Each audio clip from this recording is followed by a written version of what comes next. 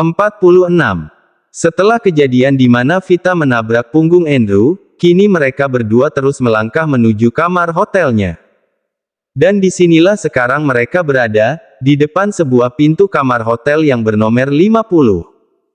Andrew mencoba membuka pintu kamar itu dengan kunci yang dibawanya.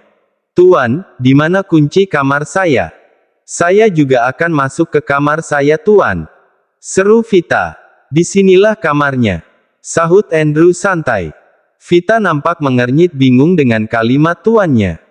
"Tuan, di sini kan kamar Tuan, bukan kamar saya, jadi sekarang saya mau ke kamar saya sendiri, Tuan," seru Vita lagi. Andrew berhasil membuka pintunya. "Ya, disinilah kamar kita akan tidur di kamar ini," sahut Andrew dengan wajah datarnya. "Apa? Kamar kita? Yang benar saja, Tuan," sentak Vita yang sangat terkejut. "Iya, kamar kita akan menginap di kamar ini," sahutnya lagi. "Tapi Tuan, sangat tidak mungkin jika kita berdua tinggal di kamar yang sama, kita kan bukan suami istri, jadi bagaimana mungkin kita tinggal di satu kamar yang sama?" sahut Vita yang mencoba menjelaskan. "Vita, di hotel ini hanya tersisa satu kamar saja yang masih kosong, jadi mau tidak mau kita harus tinggal di kamar yang sama. Sudahlah, ayo cepat masuk, tenang, kamu tidak perlu khawatir, aku tidak akan berbuat macam-macam padamu," sahut Andrew lagi, dan ia pun langsung melenggang masuk ke kamarnya. "Tapi Tuan," ucapan Vita langsung terhenti. "Cepat masuk atau kamu tidur di luar saja," peringat Andrew telak.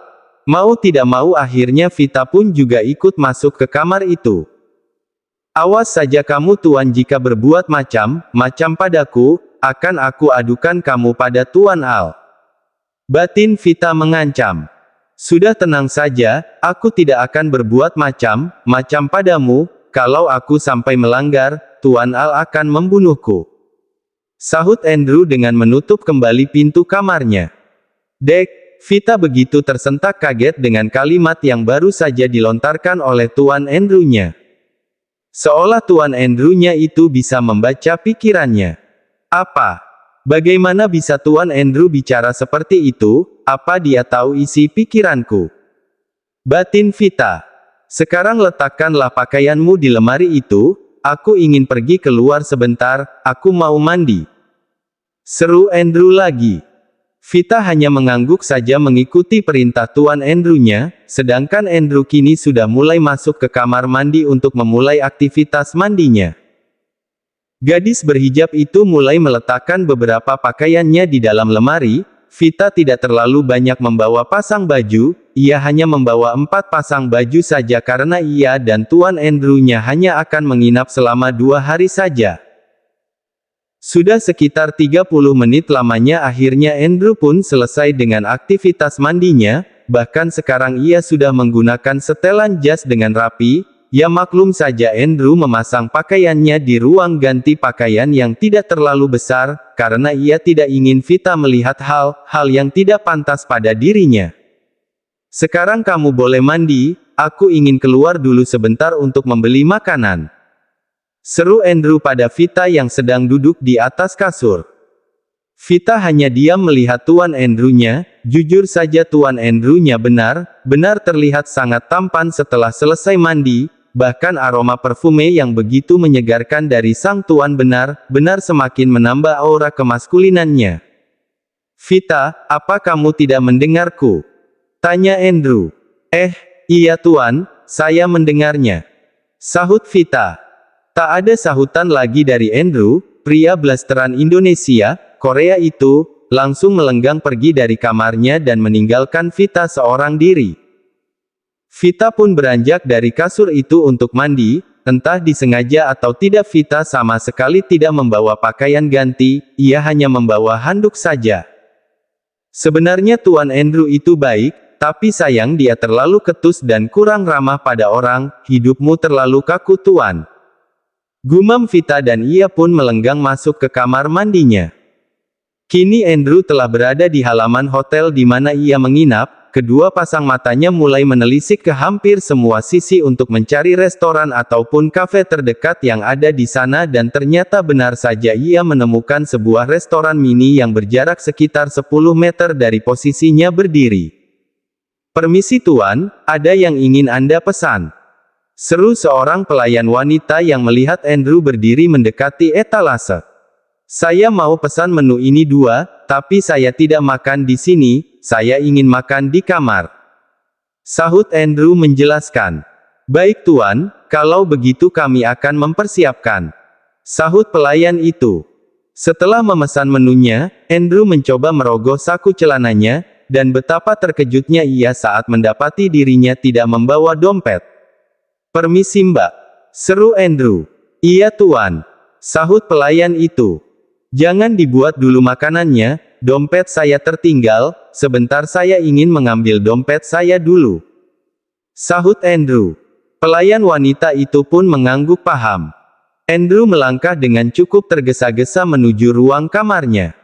"Astaga Andrew, kamu kenapa bisa lupa membawa dompet? Hah? Sudah 15 menit lamanya kamu di luar tapi malah tidak membawa apa-apa," gumam Andrew yang merasa kesal pada dirinya sendiri. Sedangkan di ruang kamar mandi, Vita merutuki dirinya sendiri karena ia telah lupa membawa pakaian gantinya. "Ya ampun Vita, kamu kenapa bisa lupa membawa baju ganti? Hah, aku harus keluar lagi ini," gumam Vita. Ceklek, pintu kamar pun dibuka. Andrew mencoba mengambil dompetnya di lemari, bahkan bukan hanya dompet yang tertinggal tetapi handphonenya pun juga lupa ia bawa. "Astaga Andrew, dari saking laparnya kamu sampai lupa membawa dompet dan handphonemu," gumam Andrew yang merutuki dirinya sendiri. Merasa seperti banyak pesan yang masuk di handphone pintarnya membuat Andrew menghentikan langkahnya sejenak. Andrew memutuskan untuk bersinggah sejenak di sebuah sofa single yang ada di dekat pintu namun cukup jauh jaraknya dari arah kamar mandi. "Rupanya banyak pesan yang masuk, hah, Tuan Al akan pulang besok," gumam Andrew. Andrew tetap fokus pada layar ponselnya, hingga ia tidak menyadari akan sosok Vita yang baru keluar dari ruang kamar mandi. Begitupun dengan Vita, Vita yang masih mengira Tuan Andrew-nya masih di luar, begitu leluasa menuju lemarinya untuk mengambil pakaian gantinya. Vita sama sekali tidak menyadari jika Andrew tuannya sudah berada di kamar itu. Dengan hanya menggunakan handuk yang ia lilitkan di dadanya, Vita mencoba mengambil bajunya. Kreet, Vita membuka pintu lemarinya. Mendengar ada suara lemari, membuat Andrew langsung mengarahkan pandangannya ke arah sumber suara, dan dek. Tubuh Andrew terasa membeku, ia melihat sesosok wanita yang ia kenal, sesosok wanita yang hanya menggunakan handuk mini telah berada di depan matanya sekarang. Glek, Andrew menelan ludahnya dengan begitu kelat. Sebuah pemandangan yang seharusnya tak boleh ia lihat seolah tertonton secara live di depannya. Dapat Andrew lihat saat ini bagaimana tubuh mungil nan elok milik Vita terpampang nyata di depan matanya. Sepasang kaki jenjang hingga pahanya benar-benar terlihat menggoda. Bahkan rambut Vita yang basah itu pun benar-benar telah menambah keseksiannya. Vita sama sekali masih tidak menyadari akan keberadaan tuannya yang sedang berada di pojokan pintu.